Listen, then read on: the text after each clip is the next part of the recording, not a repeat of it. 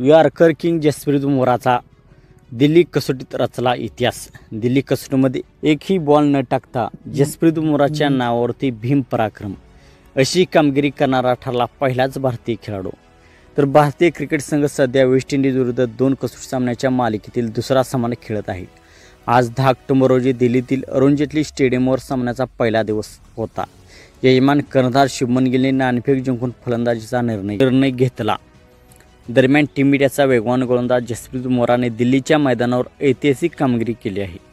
जसप्रीत बुमराहने अरुण जेटली स्टेडियमवर एकही चेंडू न टाकता एका खास यादीत प्रवेश केला आहे। जसप्रीत बुमराहने 10 ऑक्टोबर रोजी आपला 50वा कसोटी सामना खेळला आहे।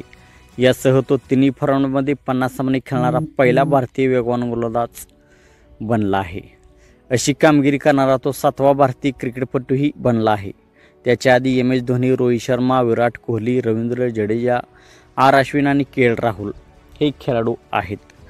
तर जसप्रीत बुमराहने 2016 मध्ये टीम इंडियासाठी पदार्पण केले होते। IPL मध्ये चांगली कामगिरी केल्यानंतर त्याची T20 त्यानंतर एकदिवसीय सामन्यासाठी निवड झाली आणि 2018 मध्ये त्याने कसोटीमध्ये पदार्पण केले।